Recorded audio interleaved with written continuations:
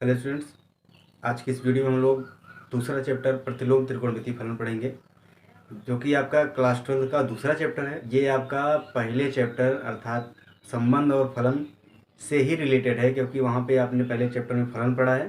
तो दूसरा चैप्टर भी प्रतिलोम त्रिकोणमिति फलन है, तो ये भी आपका एक फलन होता है।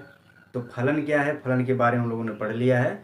और फलन को अच्छी तरीके से जब तक जानेंगे नहीं तो इस फलन को भी समझने में थोड़ा समस्या हो सकता है। इसलिए हम थोड़ा चर्चा संबंध और फलन पे करेंगे। उसके बाद उस फलन को इस फलन से रिलेट करेंगे कि ये प्रतिलोम त्रिकोणमिति फलन किस प्रकार का फलन है, कैसे ये फलन है, और इसमें भी क्या प्रांत और सहप्रांत परिसर होता है कि नहीं होता है। इन सब बातों की चर्चा पहले कर लेते हैं। उसके बाद प्रतिलोम त्रिकोणमिति के जो क्वेश्चन है, फार्मूले हैं, उस पर हम लोग डिस्कस करेंगे। जो त्रिकोणमिति फलन है, इसको हम लोगों ने पढ़ा है क्लास 11th में भी 10th में भी हल्का फुल्का पढ़ा है कि त्रिकोणमिति क्या होता है। तो त्रिकोणमिति फलन के बारे में हम जानते हैं कि त्रिकोणमिति फलन में आपका जो त्रिकोणमिति अनुपात होता है, कितने अनुपात होते हैं? 6 अनुपात होते हैं। अब वो हम देखते हैं फलन है कि नहीं है। त्रिकोणमिति अनुपात में आप देखोगे sine x, cos x, ten x, और इनका व्युत्क्रम होता है कॉसेक एक्स, सेक एक्स और कॉट एक्स। ठीक है, ये आपके त्रिकोणमिति अनुपात होते हैं। त्रिकोणमिति, जिसको आप त्रिकोणमिति फलन बोलते हैं। तो आप देखिए ये आपके फलन होते हैं कि नहीं होते हैं। थोड़ा इसमें हम चर्चा करेंगे कि ये फलन है कि नहीं है। अब देखो, प्रतिलोम जो त्रिकोणमिति फलन होता है, प्रतिलोम का मतलब क्या होता है? उल्टा या व्युत्क्रम। तो साइन एक्स का प्रतिलोम क्या हो जाएगा? Sine inverse x, cos inverse x, tan inverse x, और होगा cosec inverse x, sec inverse x और कॉट इनवर्स एक्स। तो ये 6 आपके त्रिकोणमिति अनुपात होते हैं। और प्रतिलोम त्रिकोणमिति अनुपात में भी वही 6 अनुपात होंगे जो व्युत्क्रम के रूप में होंगे, जिसे हम प्रतिलोम त्रिकोणमिति अनुपात कहेंगे। ठीक, अब थोड़ा सा पहले इसको हम देख लेते हैं, इसके बाद फलन के बारे में बताते हैं कि फलन क्या है और ये फलन है कि नहीं है। इस पर हम चर्चा करेंगे। थोड़ा सा देख लेते हैं, अगर त्रिकोणमिति फलन है तो इसका व्युत्क्रम कैसे बनाते हैं। तो आप व्युत्क्रम के बारे में जैसा कि जानते हैं कि अगर आपका जैसे 2x बराबर 5 दे दिया जाए, तो x का मान हम क्या लिखते हैं कि 5/2 लिखते हैं, या आप लिखते हैं कि x बराबर 1/2 गुणे 5, ऐसा करते हैं। ये जब इधर पक्षांतर आप करते हैं तो 2 का क्या इधर हो जाता है? व्युत्क्रम हो जाता है। इसी प्रकार से अगर हम साइन थीटा बराबर x रखें, तो यदि थीटा को हम इधर रखें, साइन को इधर पक्षांतर करें, तो x की बटे क्या हो जाएगा? साइन हो जाएगा। साइन केवल होगा, थीटा ही रहेगा, साइन इधर चलाएगा। तो इस साइन को 1/साइन को आप क्या लिखेंगे? साइन इनवर्स का x। तो ये आपका क्या होता है? इधर त्रिकोणमिति अनुपात है, इधर प्रतिलोम हो जाएगा उसका। तो ये आपका क्या होता है? प्रतिलोम त्रिकोणमिति। अब देखो, जो हमने ये वाली लाइन लिखा है, इस वाले लाइन को आपको नहीं लिखना है। क्यों? क्योंकि आप साइन थीटा गुणा के रूप में तो है नहीं कि आप साइन को इधर पक्षांतर कर देंगे, साइन इधर बटे में हो जाएगा। तो आप ये लाइन मैं आपको केवल समझने के लिए लिखा हूँ कि इसका पक्षांतर किया जाता है, तो इस प्रकार से ये इन्वर्स होता है। तो समझने में आपको आसान होगा, इसीलिए मैंने इस तरीके से लिखा है। लेकिन आपको ये लाइन न लिखना है न बताना है, आपको बस इतना समझना है कि जब साइन इधर पक्षांतर कर दिया जाएगा, थीटा बराबर क्या होगा? साइन इनवर्स एक्स हो जाता है। जैसे आप देखो, अगर साइन 30 अंश बराबर दिया है, 1/2 दिया है, साइन 30 अंश बराबर कितना दिया है? 1/2 दिया है, तो 30 अंश बराबर क्या हो जाएगा? Sine inverse 1/2। अब आपको जब साइन इनवर्स 1/2 का मान याद करना होगा, तो कितना होगा? साइन इनवर्स 1/2 आपका 30 अंश हो जाएगा। इस प्रकार से आप यहाँ पे देखेंगे कि कॉस इनवर्स आपको जैसे 1/2 याद करना है, तो आप बताओ कॉस के अनुपात में किस कोण के लिए मान 1/2 होता है? कॉस के लिए कौन सा ऐसा कोण है जिसपे कॉस का मान 1/2 होगा? तो आप जानते हैं 60 अंश होता है। तो कॉस इनवर्स 1/2 बराबर क्या आ जाएगा? 60 अंश आ जाएगा।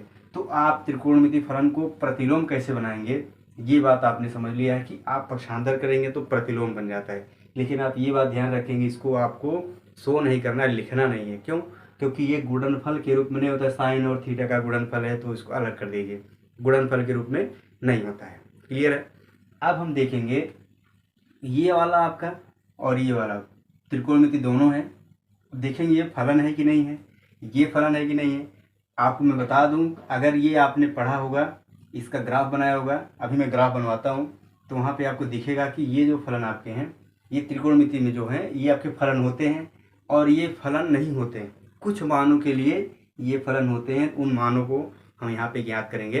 सबसे पहले देखेंगे कि ये फलन है, कैसे ये फलन है इसके बारे में जानेंगे और इसके फलन के होने और न होने की बात को समझेंगे। तो यहाँ पर हम देखेंगे सबसे पहले कि फलन क्या होता है। जैसा कि अभी हमने इसके पहले वाले चैप्टर में फलन को बढ़िया से पढ़ा है और आपको पता भी होगा कि फलन क्या होता है, लेकिन फिर भी हम यहाँ पे चर्चा करते हैं कि फलन क्या होता है। जैसा कि एक फलन में आप देखे हैं कि कोई भी F x equal to x square रहता है या कोई भी फलन है, आप इसका एरो डायग्राम बना लीजिए। जैसे तीर आ गए, ये आपका हो गया, ये कोई फलन है। तो इसके अगर यहाँ पे कुछ एलिमेंट को हम रखें और इधर कोई एलिमेंट रख लें, ठीक। अगर हम ए का प्रतिबिंब 1 दिखाएं, बी का प्रतिबिंब भी 1 दिखा दे, सी का प्रतिबिंब 2 दिखा दे, डी का 5 दिखा दे, तो आप कहेंगे कि इस वाले फलन में और एक फलन यहाँ पे और दिखा देते हैं ग्राफ में। इसमें यदि ए बी सी डी है और ये 1 2 3 4 5 है, इस तरह से, ठीक। या आप ऐसे इसको छोड़ दो, इधर ई कर लो, ई आपका इधर हो गया, ठीक। अब यहाँ पे देखो, इन दोनों आप आलेख को देखिए, डायग्राम को देखिए, तो यहाँ पे जो ये वाला सेट है, इसका इस एलिमेंट के 2 इमेज बन रहे हैं, इसके एक इमेज, इसके एक इमेज, इसका कोई इमेज नहीं है और इसका एक इमेज बन रहा है। तो आप इस ग्राफ में देखेंगे और इसमें देखेंगे कि इधर के प्रत्येक एलिमेंट का भी एक इमेज, सबका एक एक इमेज बन रहा है। तो आप फलन जानते हैं कि फलन में इधर जो डोमेन होता है, प्रांत होता है, उसके प्रत्येक अवयव का इमेज बनता है। और कितना इमेज बनता है? केवल एक इमेज बनता है। प्रांत के प्रत्येक अवयव का केवल एक इमेज अगर बन रहा है तो वह संबंध आपका क्या कहलाता है? फलन कहलाता है। लेकिन यहाँ पे देखिए, इसके 2 इमेज हैं और इसके कोई इमेज नहीं है, तो ये आपका फलन नहीं है, ये केवल आपका संबंध है। क्योंकि संबंध एक अवयव का कितने भी अवयव आप ले लीजिए, उसका एक से अधिक अवयव के साथ संबंध बन सकता है। लेकिन फलन में ऐसी बात नहीं, फलन में एक अवयव का एक ही मान प्राप्त होता है। क्लियर है? तो फलन में आप देखिए, अब इसको हम यहाँ पे नोटिस करके रखेंगे, यहाँ पे काम आएगा और यहाँ पर भी काम आएगा। तो आप देखो, फलन में आपको क्या बताया गया कि प्रांत के प्रत्येक अवयव का केवल एक प्रतिबिंब बनता है। ठीक, सीधा हम आपको ले चलते हैं कि जो आपके प्रतिलोम त्रिकोणमिति फलन है, इसका ग्राफ बनाते हैं और ग्राफ बना के वहाँ पे हम लोग ये स्पष्ट करेंगे कि ये फलन है और ये भी फलन है, किस बिंदु पे कितने मान तक ये फलन है, कितने मान पे नहीं है, सब बातें स्पष्ट कर लिया जाएगा। तो सबसे पहले हम देखते हैं साइन एक्स का ग्राफ कैसे बनाते हैं। y बराबर साइन एक्स है, इसका ग्राफ देखिए हमें बनाना है, तो आपको भी ग्राफ बनाना आना चाहिए।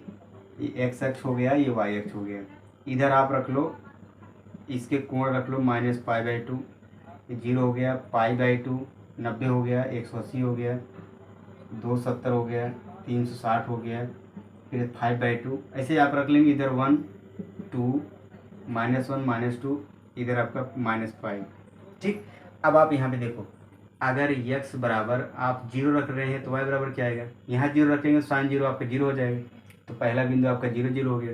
दूसरा, x बराबर आप π/2 रखो तो y बराबर क्या आएगा? साइन π/2 का मान 1, तो 0 है, π/2 1, π/2 और 1, मतलब आपका बिंदु यहाँ पे हो जाएगा।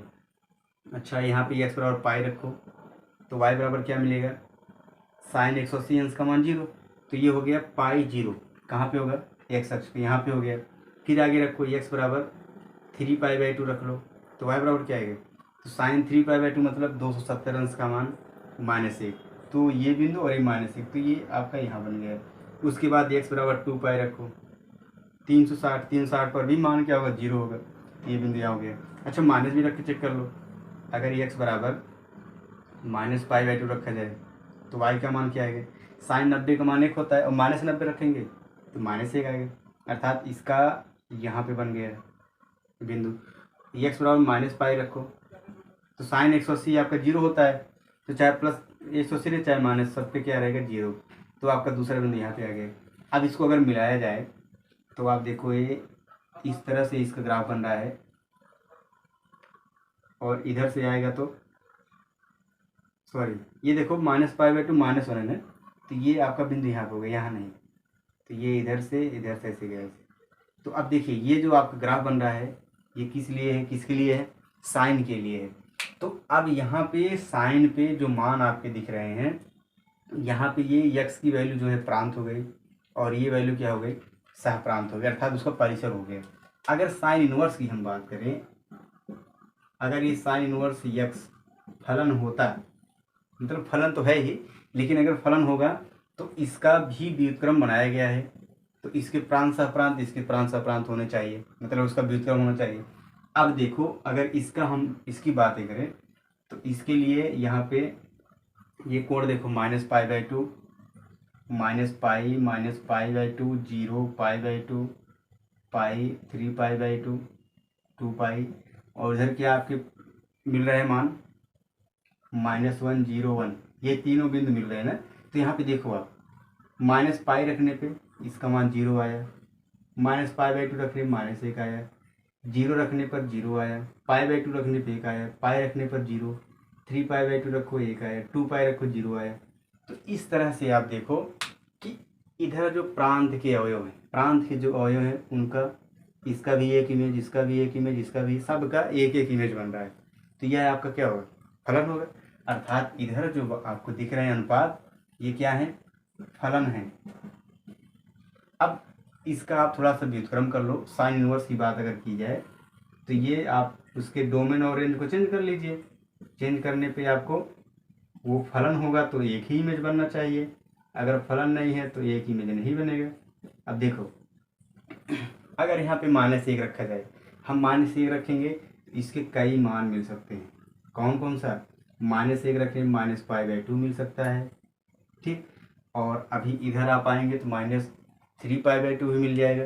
और 0 आप देखो 0 रखेंगे, यहाँ पे 0 रखेंगे तब भी y मान 0 आएगा, और पाई रखेंगे तब भी 0 आएगा, -π रखेंगे तब भी 0 आएगा, π/2 पर भी 1 आ रहा है, और 3π/2 रखेंगे तब भी आएगा, और -3π/2 रखेंगे माइनस आएगा। तो यहाँ पे देखो इतने ही प्रांत और परिसर से आप स्पष्ट कर लीजिए, इसका जो ये एलिमेंट है, इस एलिमेंट के लिए आपका जो ये, इसका ये 1 2 प्रतिबिंब बन रहे हैं। अर्थात ये क्या होगा, साइन इनवर्स आपका प्रतिलोम त्रिकोणमिति फलन जो है वो फलन नहीं दिख रहा है, फलन नहीं दिख रहा है। अब फलन नहीं दिख रहा है तो क्या किया जाए, जबकि हमें ये लिखा, चैप्टर का नाम ही है प्रतिलोम त्रिकोणमिति फलन, तो आप कहेंगे कि सर ये आपका प्रतिलोम त्रिकोणमिति फलन क्यों लिखा है तब। तो अब इस पर हम चर्चा करेंगे, ये फलन कब होगा, फलन कब होगा, तो उसके लिए इसका एक प्रांत और सहप्रांत निश्चित किया जाएगा। जब प्रांत सहप्रांत निश्चित किया जाएगा तब जा करके ये फलन बनेगा। अब देखो कैसे फलन बनता है उस पर हम चर्चा करेंगे। तो पहले आप इस साइन एक्स का ग्राफ देख लीजिए, और इसे ग्राफ से आप ये प्रांत परिसर रखे हैं तो साइन एक्स आपका दिखा कि यह फलन है, लेकिन जब साइन इनवर्स के लिए बनाया गया तो ये आपका फलन नहीं दिख रहा है। तो अब इसको आप ग्राफ को देख करके यहाँ दोनों बातें स्पष्ट कर लिए हैं। अब आप इस तरीके से कॉस टेन कॉस सेक सबका ग्राफ आप बना लीजिएगा, और फिर मैं ये आपको दिखाने जा रहा हूँ कि ये जो साइन इनवर्स एक्स है ये फलन होगा तो इसका प्रांत क्या होगा और परिसर क्या होगा। अब इसमें देखिए, यदि यहाँ पे आपका जो प्रांत सहप्रांत है, इसमें साइन इनवर्स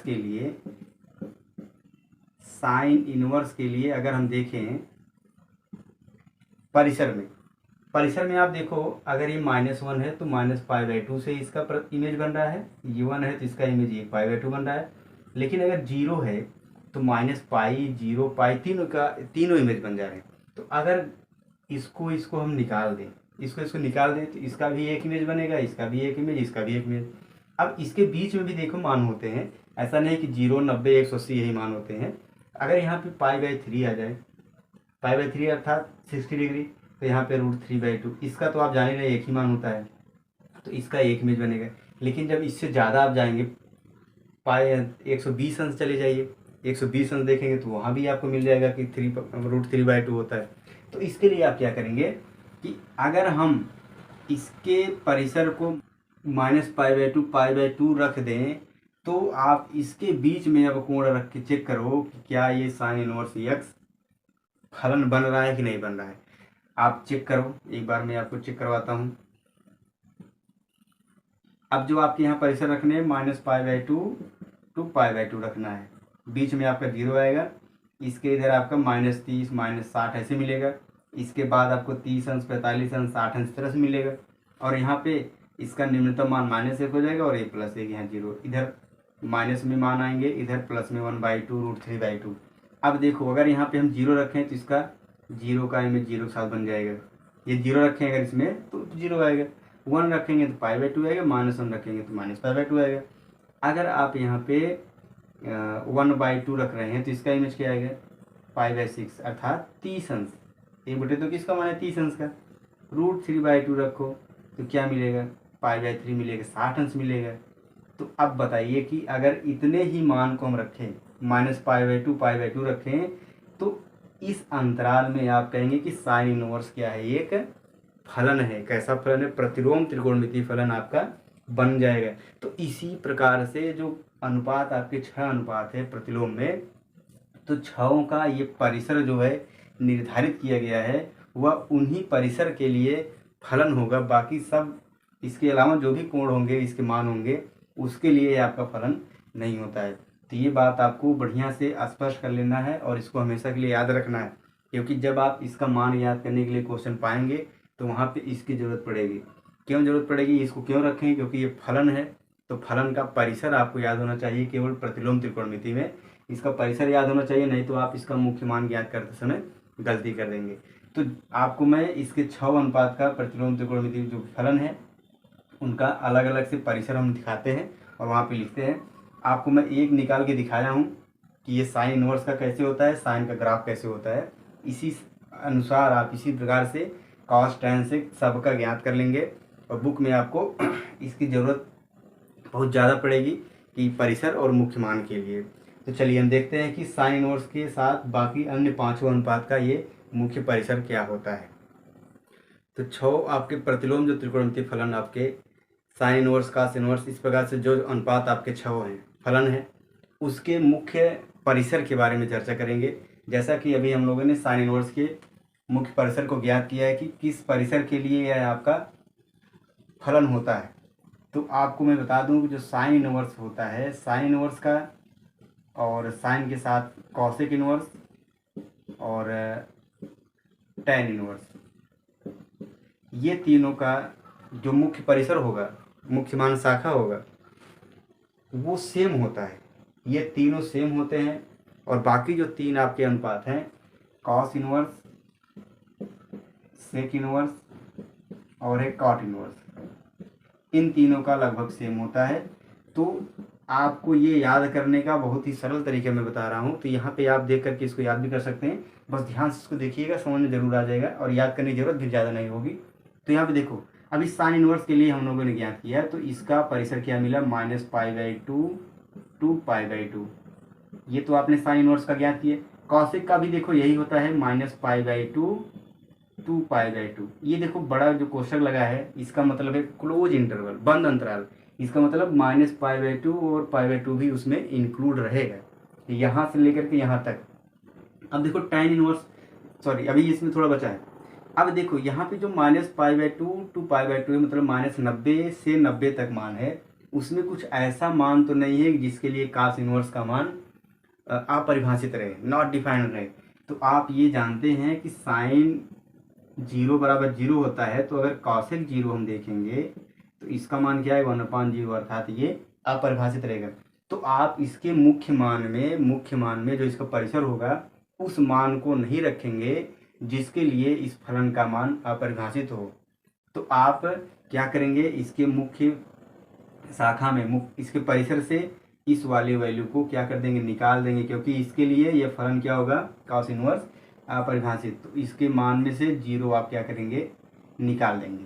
तो इसके 6 अनुपात में आप इतना याद रखेंगे कि जिस मान के लिए आपका फलन जो है अपरिभाषित हो रहा है, उस मान को आप उसकी परिसर में नहीं रखना है। अब देखो टैन इनवर्स में आप देखो π/2 और π/2। अब आप बताओ टैन इनवर्स के इस अंतराल में किस मान के लिए टैन का मान अपरिभाषित होगा। तो आप जैसा कि जानते हैं कि टैन अगर π/2 हम रख लें तो साइन π/2 बटे कॉस π/2, ये होगा 1, ये होगा 0। तो ये अपरिभाषित मिल रहा है। तो इन दोनों मानों के लिए क्या है, अपरिभाषित है। बाकी टैन 0 के लिए अपरिभाषित नहीं है। तो इन दोनों मानों को निकाल दीजिए।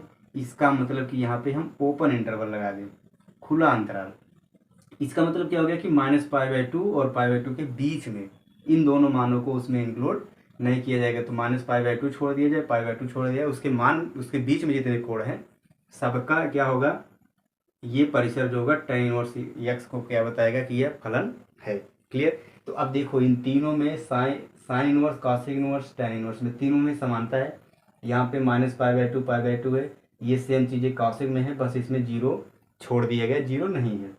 tan में देखो ये सारी चीज़ें सेम चीज़ें हैं, बस यहाँ पे क्लोज इंटरवल है, यहाँ पे ओपन इंटरवल है, यहाँ पे बंद अंतराल है, ये खुला अंतराल है। अर्थात इस मान को नहीं लिया जाएगा, इनके बीच वाली वैल्यू को ली जाएगी। क्लियर।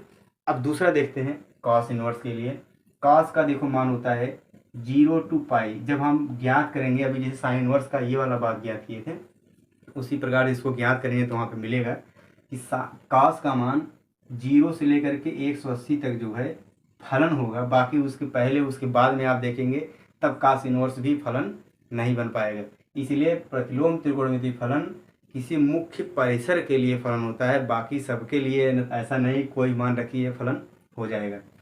अब देखो 0 से लेके 180 तक आपका कॉस इनवर्स का ये परिसर होता है। अब सेक में देखो ये भी तो इसी में होगा, लेकिन आपको ये देखना होगा कि किस मान के लिए सेक जो है सेक इनवर्स अपरिभाषित होगा। सेक का मान अपरिभाषित, आप देखो अगर cos π/2 देखा जाए तो ये 0 है, लेकिन सेक π/2 अगर देखा जाए तो क्या होगा, सेक π/2 माने 1/cos π/2, तो 1/0 ये क्या होगा, अपरिभाषित रहेगा।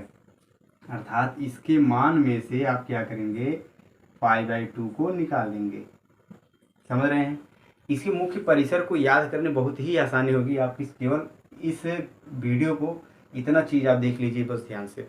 यहाँ पे देखो यही मान सेक के लिए है, बस इसमें से π/2 निकाल दिया गया है। क्यों निकाल दिया गया है, क्योंकि इस मान के लिए सेक इनवर्स का मान जो होगा वो क्या होगा, अपरिभाषित होगा। क्लियर। अब कॉट में देखिए, कॉट में अगर 0 to π रखा जाए तो इसके अंतराल देखो किस मान के लिए अपरिभाषित होगा। काट अगर 0 ही रखा जाए तो देखो काट 0 का मान tan 0, या आप ऐसे रख लो cos 0/sin 0, तो cos 0 का मान क्या होगा, 1 होगा, sin 0 का मान 0 होता है, तो ये अपरिभाषित मिल रहा है। अच्छा काट पाई रखो तो cos π/sin π, cos π का मान -1, sin π का मान 0, इसके लिए भी अपरिभाषित है। इसका मतलब इन दोनों को ही निकाल दिया जाए। इनको निकालने का मतलब यहाँ पे छोटा क्वेश्चन लगाइए, खुला अंतराल। ओपन इंटरवल लगाने का मतलब है 0 और π को छोड़ करके उसके बीच में जितनी वैल्यूज हैं सबके लिए कॉट इनवर्स क्या होगा, फलन होगा। क्लियर है बात। तो ये आपके लिए बहुत ही महत्वपूर्ण चीज़ है। ये मुख्य परिसर हैं प्रतिलोम त्रिकोणमितीय फलन के लिए। आपको जब मुख्य मान ज्ञात करना होगा तो वहाँ पे आपको इनको याद करने की ज़रूरत होगी, और आप केवल इतना याद रख लीजिए तो आपका इस प्रतिलोम त्रिकोणमितीय का आधा से ज़्यादा क्वेश्चन पूरा सॉल्व हो जाएगा। तो ये बातें आपको समझ में आई होंगी, तो इसको आप लिखिए और बढ़िया से इसको तैयार करिए। इसके मुख्य परिसर को आपको जानना बहुत ज़रूरी है। अच्छा, इसके मुख्य परिसर के आधार पे इसके मुख्य मान को हम आपको बताते हैं कि इसके मुख्य मान कहाँ से कहाँ तक प्राप्त हो सकते हैं। तो आपको ये समझ में आ गया होगा कि प्रतिलोम त्रिकोणमितीय फलन के जो भी 6 फलन हैं उसमें आपके मुख्य शाखा अर्थात उसका परिसर क्या होता है। इसको तो बहुत बढ़िया से आप समझ रहे होंगे, मैं आशा करता हूँ समझ में आ गया होगा, क्योंकि इतना सरल से आपको बताया हूँ, इतना सरल है भी कि आपको आसान लगने लगा होगा, कि आ भी गया होगा। तो आप इसमें एक बात देखेंगे कि आपके बुक में है मुख्य मान शाखा क्या होता है। मुख्य मान क्या होता है, मुख्य मान क्या होता है, आप देखेंगे जो अंतराल आपको बताया हमने, मुख्य शाखा जो प्रतिलोम त्रिकोणमितीय फलन के मुख्य शाखा, शाखा मतलब आपको परिसर, मुख्य शाखा के अंतर्गत उसके अंदर ही जो भी मान होंगे, अंतर्गत जो मान है उसको ही क्या बोला जाता है, मुख्य मान बोला जाएगा। क्या बोला जाएगा, मुख्य मान कहते हैं। ये परिभाषा आपको आनी चाहिए, और परिभाषा कोई मतलब है नहीं, लेकिन आप जानते रहिए कि मुख्य मान क्या होता है। कोई भी फलन आपको प्रतिलोम त्रिकोणमितीय फलन देगा, उसका मुख्य मान क्या होगा, तो मुख्य मान आपका उसके मुख्य शाखा के अंदर ही जो भी मान आप लेंगे वही क्या होगा, उसका मुख्य मान होगा। क्लियर। जैसे यहाँ पे हम आपको दिखाते हैं, आपको दे दिया कि साइन इनवर्स 1/√2, इसका मुख्य मान ज्ञात कीजिए। प्रश्न देगा कि इसका मुख्य मान ज्ञात कीजिए। अब मुख्य मान क्या है, मुख्य मान क्या है, उसके मुख्य शाखा के अंतर्गत जो कोण होगा वही उसका मुख्य मान होता है। तो आप ये बताइए कि साइन इनवर्स 1/√2, तो साइन किस कोण के लिए मान 1/√2 होता है। तो आपको साइन इनवर्स का रेंज आपको याद होना चाहिए। साइन इनवर्स के लिए रेंज -π/2 टू π/2 है। यहाँ से आप जब मान रख रहे हैं तो इसके बीच में ही रहना चाहिए। अगर इसके बीच में नहीं है तो उसको इसके बीच में बनाना पड़ेगा। तो अभी हम देख रहे हैं कि साइन इनवर्स 1/√2 है, इसके π/4 का मान होता है, अर्थात 45 अंश का मान होता है। तो ये इसके अंतर्गत है, तो यही इसका क्या हो जाएगा, मुख्य मान हो जाएगा। ठीक, यहाँ पे एक बात आप ये ध्यान रख लो, जब प्रतिलोम त्रिकोणमिति फलन हम पढ़ रहे हैं तो यहाँ पे इसके कोण को आप ऐसे 45 अंश 30 अंश नहीं लिखेंगे। इसको क्या लिखेंगे, आप रेडियन के रूप में रखो, π/2 π/3 π/4 जो भी है रेडियन के रूप में रखिए।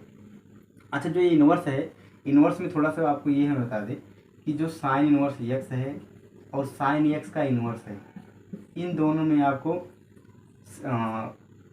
समानता दिख रहा है या कि उसमें कुछ डिफरेंस दिख रहा है, अंतर दिख रहा है। तो यहाँ देखो बहुत ज़्यादा अंतर है, एक दूसरे के बिल्कुल भी करीब नहीं है, समानता करीब नहीं है। ये साइन इन्वर्स तो आप जान ही रहे हैं, अभी इसको बताया हमने। और साइन एक्स का जो इन्वर्स है इसको आप टोटली 1/sin x लिख सकते हैं। ठीक है, तो लेकिन आप इसको ऊपर ले जाएंगे, साइन इनवर्स एक्स ऐसे नहीं रखेंगे कि हम इसको ऊपर ले जाएं और साइन इनवर्स का एक्स लिख दें, तो ये ऐसे नहीं लिखेंगे।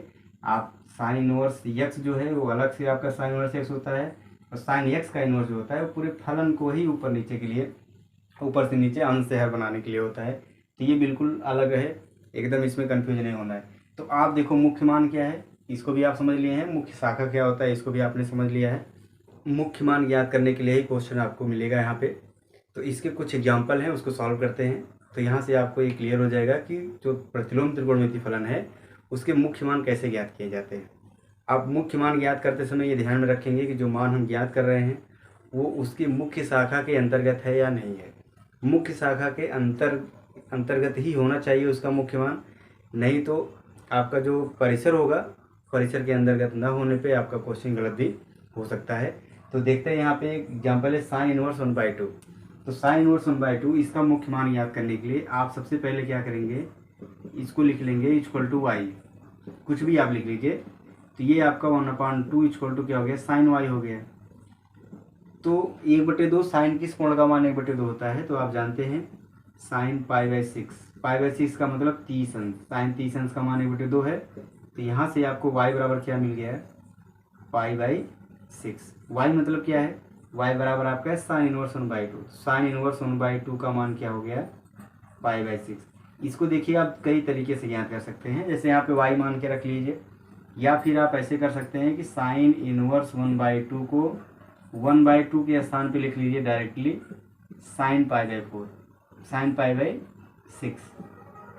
तो यहाँ भी आप सीधा सीधा 1/2 के स्थान पे साइन π/6 लिख देंगे, फिर आपका ये मान आ जाएगा कितना, π/6।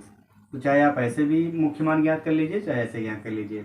तो यहाँ पे देखिए जो मुख्य मान आपका मिल रहा है π/6, ये साइन इनवर्स के परिसर -π/2 टू π/2 के अंतर्गत है, इसके अंतर्गत है, तो ये आपका मुख्य मान है। अगर इसके अंतर्गत नहीं है तो इसको इसके बीच में आपको कोण को बनाना होगा।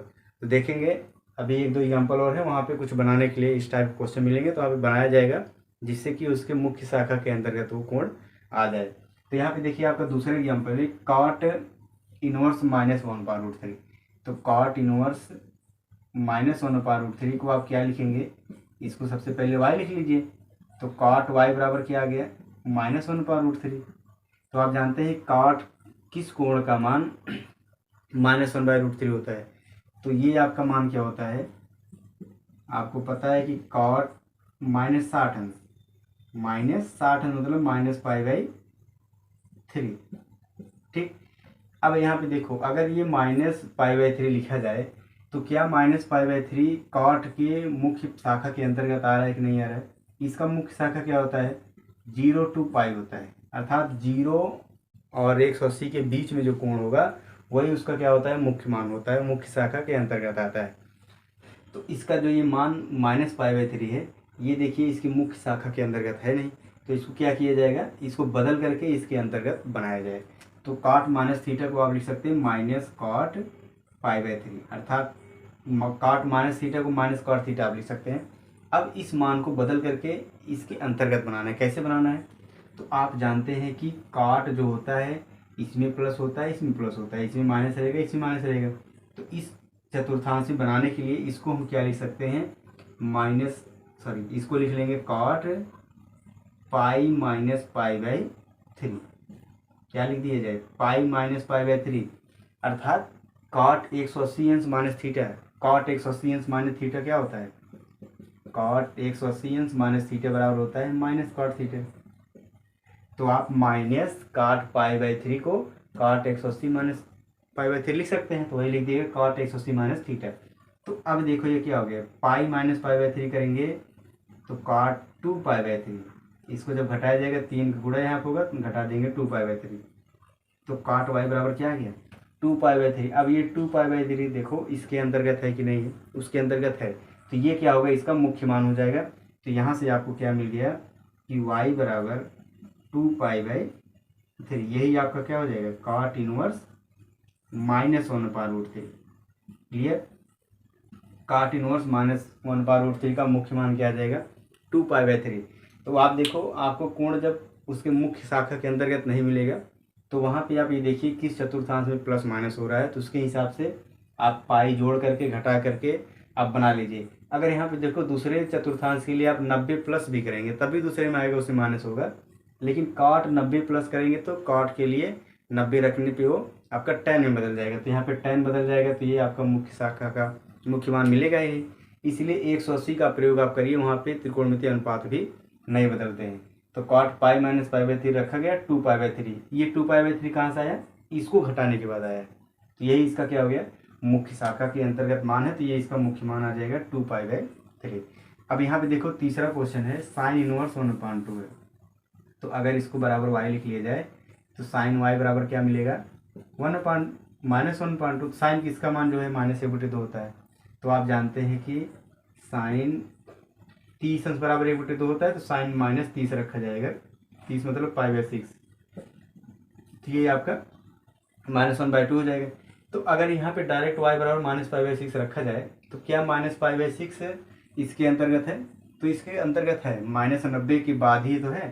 तो ये आपका y बराबर -पाई/6, ये इसके अंतर्गत है, बिलोंग्स टू -पाई/2 टू पाई/2 है, इसके अंतर्गत है। इसलिए यही क्या हो जाएगा, इसका मुख्य मान हो जाएगा। अगर ये कोण इसके अंतर्गत है तो वही मुख्य मान हो जाएगा, नहीं अंतर्गत है तो इस तरीके से आप उसको क्या बनाएंगे, उसके मुख्य शाखा के अंतर्गत कोण को मैनेज करके उसका मुख्य मान ज्ञात करेंगे। क्लियर है। अब केवल मुख्य मान पर ही आपकी प्रश्नावली है, जो इसकी पहली प्रश्नावली है उसको सॉल्व करेंगे। एग्जाम्पल तो 2-3 थे, सारा मैंने सॉल्व कर दिया है।